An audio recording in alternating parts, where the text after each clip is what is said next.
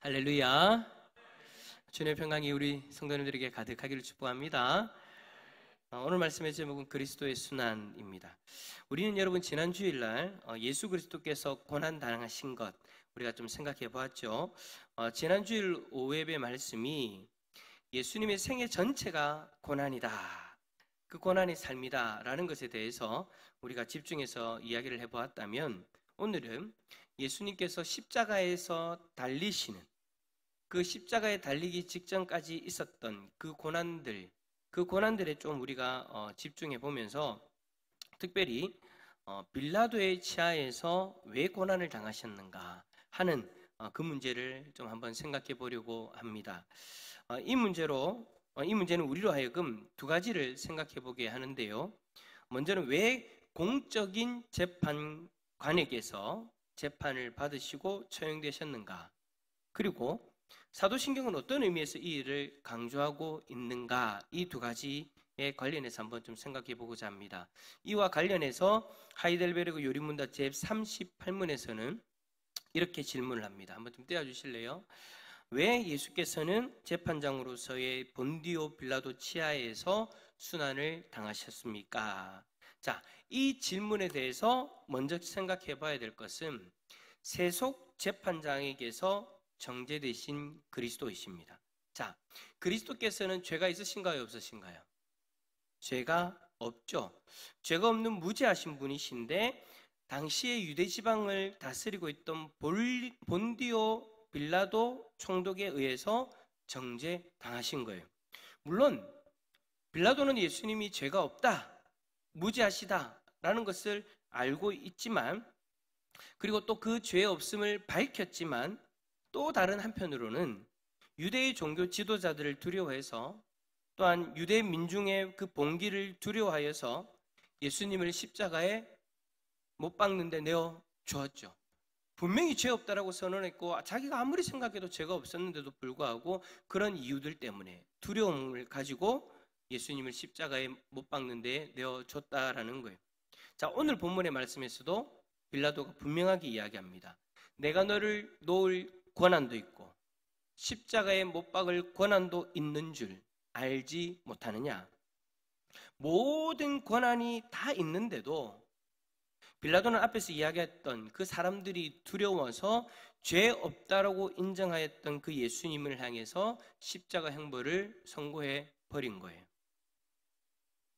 신천지라든지 그런 이단들은 왜 우리의 사도신경에, 우리가 정통교회에서 하는 그 사도신경에 빌라도가 죽이지도 않았는데 왜 빌라도가 죽였다라고 이야기를 하느냐. 빌라도는 분명히 죄가 없다라고 이야기를 했고 선언을 했는데 왜 사도신경에서 그런 고백을 하고 있느냐. 그래서 그것이 잘못되었기 때문에 정통교회는 잘못된 교리를 쫓고 있다라고 그렇게 공격을 하죠. 근데 여러분, 오늘 본문에서 분명하게 이야기하잖아요.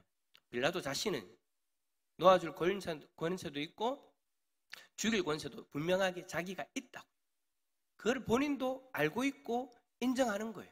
그 권세를 가지고 예수님을 풀어준다고 해도 여러분 뭐가 두렵습니까? 자기 수하에 로마 병사들이 있는데, 로마 병사들을 두려워해야 될 유대인들을 지금 두려워하고 있는 거예요.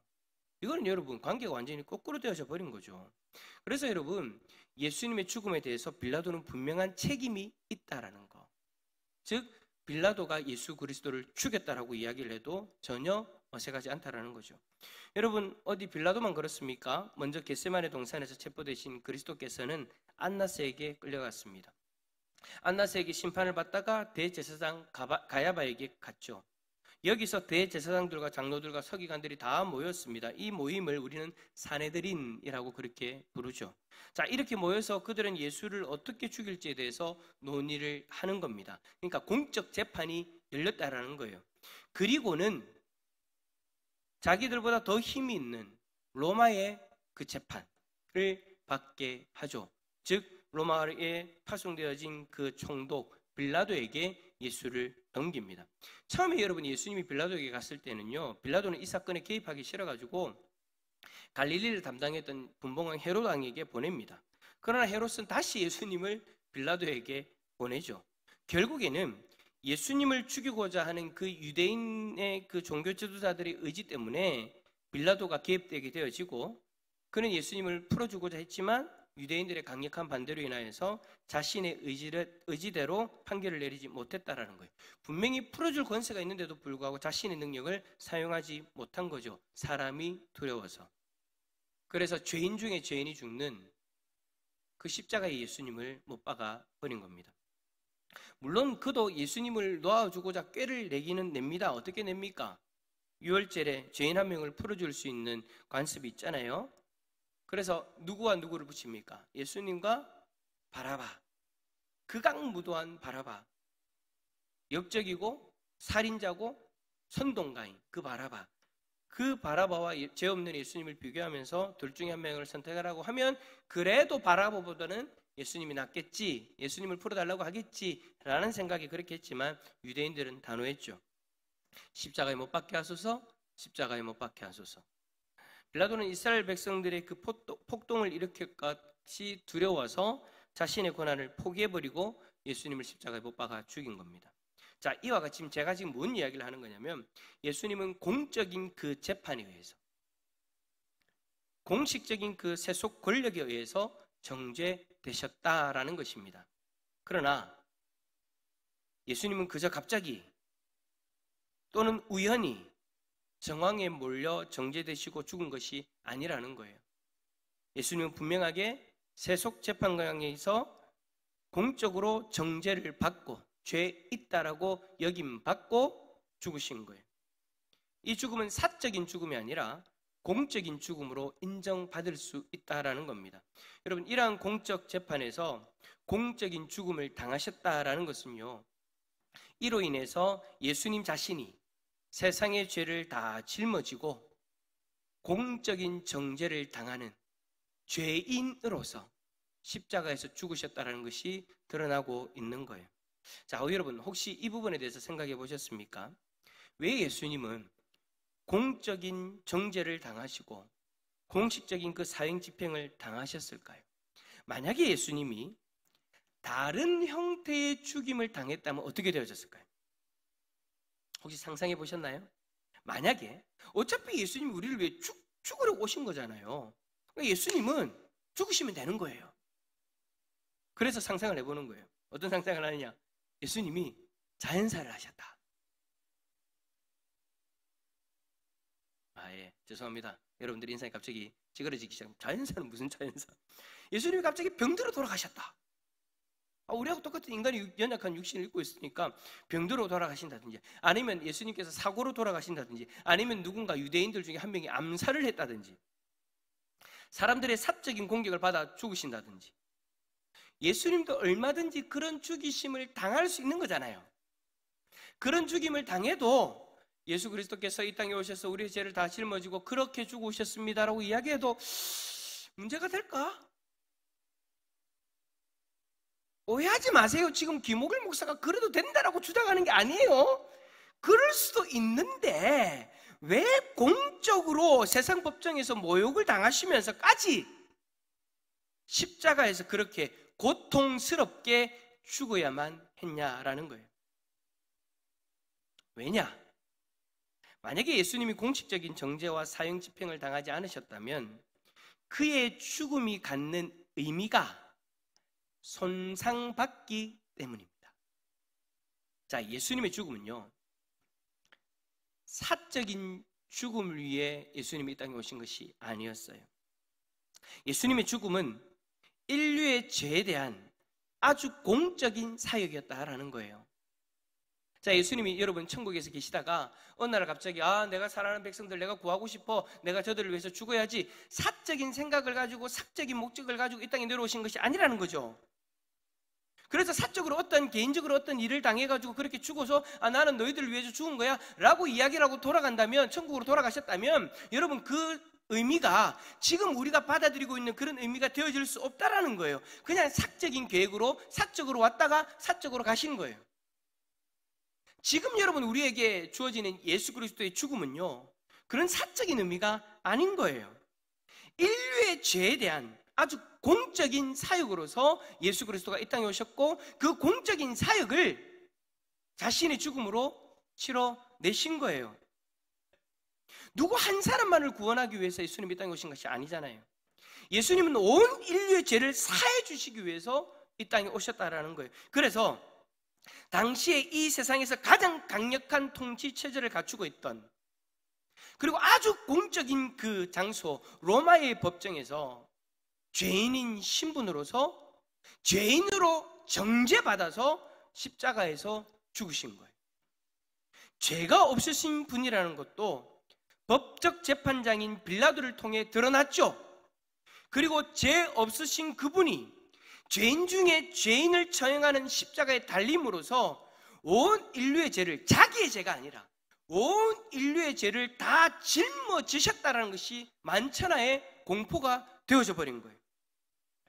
뿐만 아니라 죄 없으신 예수님이 우리의 죄를 짊어지시고 그 흉악한 형벌을 받으셨다는 것을 통해서 우리의 죄악이 얼마나 무거운지, 죄인 중에 죄인이 죽는 그 십자가를 지심으로 우리의 죄가 얼마나 무거운지, 그리고 우리의 죄가 얼마나 심각한지 다 그 십자가에서 드러내신 거예요. 물론 이 모든 것이 구약의 예언대로 성취되어진 것이기도 합니다. 이렇게 예수님은 세상의 공식적인 재판정에서 자신의 정체성과 그리고 이 땅에 오신 그 목적을 다 드러내시고 공식적으로 인정받는 죽임을 당하신 거예요. 그 공적인 죽음이 바로 오늘 저와 여러분을 살리신 것입니다. 이 모든 것을 생각할 수 있는 우리는 이제 그리스도의 공적 정죄와 십자가를 보면서 두 가지를 간단하게 생각해 볼 수 있습니다. 첫 번째는 우리는 이 공적인 정죄와 십자가 사건에서 분명히 드러난 우리의 죄와 그 죄의 흉악한 성격을 보아야 합니다. 우리의 죄는 그것 때문에 우리가 죽어 마땅할 정도로 흉악한 것이었습니다. 그것을 보지 못한다면 십자가와 우리는 상관없는 존재가 되어지는 거예요. 예수 그리스도께서 나의 죄를 위해서, 나의 죄를 대신해서 죽으셨습니다. 그런데 여러분, 그렇게 고백하는 우리에게 있어서 내 죄가 그래도 얼마나 심각하겠어? 내 죄가 그렇게까지 심각하지 않을까? 온 인류의 죄니까 그렇지, 내 죄는 그렇게 심각하지 않을 거야, 여러분 생각해서는 안 된다라는 거예요. 저나 여러분 각자나 다 심각한 죄인이었습니다. 우리의 죄가 가볍지 않았다라는 거예요. 결코 가볍지 않았다라는 거예요. 오죽하면 저와 여러분에게 있는 그 죄 때문에 하나님과 원수 되었겠습니까? 저와 여러분의 죄는 아주 심각한 죄였어요. 예수 그리스도가 그 죄를 짊어졌을 때 공적인 재판관에서 십자가를 져야 될 만큼, 만약에 여러분 예수 그리스도께서 온 인류의 죄가 아니라 내 죄만을 지고 십자가에서 죽으셨다면, 아니 죽어야 했다면 그때도 십자가를 지셨어야 했을까요? 네. 온 인류의 죄가 아니라 내 죄만을 짊어지고 죽으셔야 했어도 예수님은 십자가를 져야 했어요. 그만큼 우리의 죄가 심각하다라는 것입니다. 여러분 결코 오해하지 마세요. 내 죄는 가벼울 거야. 아니요. 내 죄도 심각했어요. 그 죄를 본인이 짊어지고 예수님이 십자가에서 자신의 생명을 내어 주셨던 거예요. 그 공적인 죽음 앞에서 우리는 여러분 우리의 죄의 심각성을 좀 깨달아야 돼요. 그래서 여러분 오늘 본문, 오늘 새벽에 요한 1서 말씀에서 그런 말씀을 하셨잖아요. 죄 짓는 자마다 다 마귀에 속한 자라고. 내 죄가 뭐 그렇게 심각하겠어? 아니에요 여러분. 인류의 죄니까 예수님이 십자가에 죽었지. 아니에요 여러분. 우리의 죄, 나의 죄가 심각했던 거예요. 그래서 이후로도 우리가 죄를 짓게 되어지면 여러분, 우리는 마귀에게 속한 것처럼 그렇게 우리의 모습이 드러난다는 거예요. 하나님께 속한 자는요, 더 이상 죄를 지으면 안 됩니다. 물론 이것은 여러분 우리의 정체성을 이야기하는 거예요. 우린 육신을 입고 있기 때문에 넘어질 수 있어요. 죄를 지을 가능성이 있다라는 거예요. 그럼에도 불구하고 요한 1서에서 왜 그렇게 말씀합니까? 우리의 정체성을 깨닫고 죄와 싸워라는 거예요. 마귀는 끝까지 우리를 자기의 소유 삼기 위해서 우리를 자꾸 넘어뜨리려고 할 거예요. 그럴 때마다, 죄의 미혹이 몰려올 때마다 나는 하나님께 속한 자이기 때문에 더 이상 너희들이 요구하는 대로 죄를 짓지 않을 거야. 나는 이제 나의 신분이 바뀌어서 이전과는 다른 삶을 살아야 돼. 의로운 삶을 살아야 되고 사랑을 행하면서 살아야 돼. 그렇게 우리의 정체성을 드러내고 살아야 된다는 거예요. 만약에 거기에 대해서 아무런 의식도 없이 그냥 우리가 살아간다, 그것은 여러분 예수 그리스도께서 나의 죄를, 나의 그 심각한 죄를 짊어지고 십자가에 죽으셨다는 것을 부인하는 것과 마찬가지예요. 나의 그 심각한 죄 때문에 예수 그리스도께서 십자가에 죽으셨는데 또다시 그 죄의 길을 아무렇지도 않게 걸어간다, 그건 여러분 맞지 않다라는 거예요. 오늘 반드시 기억합시다. 예수 그리스도의 그 공적인 죽음 앞에 내 죄가 심각했음을 인정할 수 있기를 바랍니다. 두 번째로 우리가 살펴볼 수 있는 것은 십자가에 나타난 하나님의 손길과 사랑을 우리는 발견할 수 있죠. 예수 그리스도의 그 공적인 죽음 앞에 우리는 하나님의 사랑을 발견할 수 있어야 됩니다.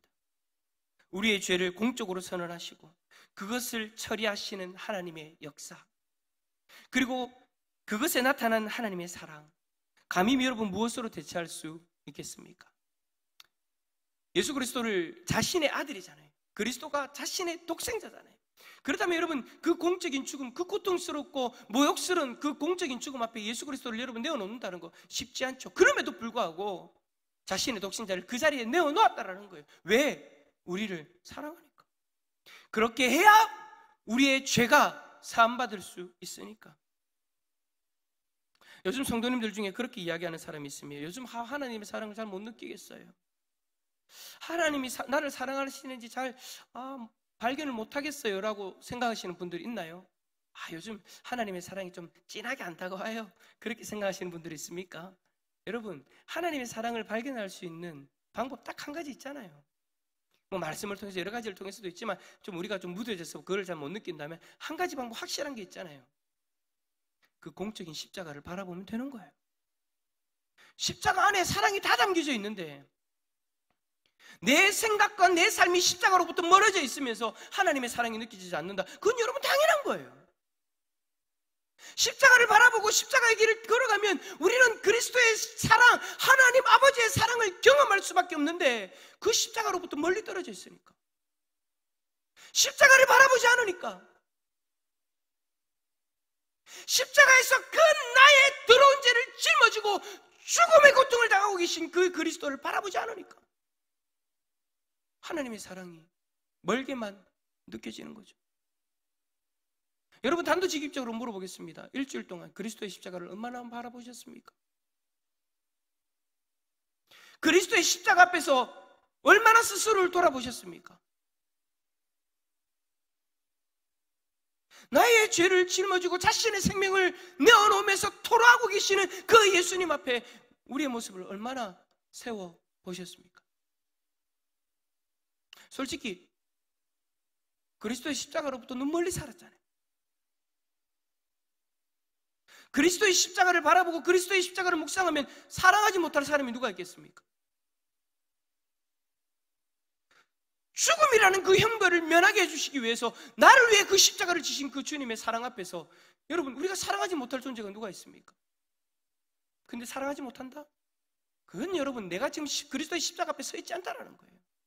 어느 순간 그리스도의 십자가 앞에서 내 눈을 감아버리고 나 자신만을 바라보고 내 자신만의 감정을 주장하면서 그렇게 살아갔기 때문에 원수도 사랑하지 못하는, 내 이웃도 사랑하지 못하는, 내 형제도 사랑하지 못하는 그런 존재가 되어져 버렸잖아요.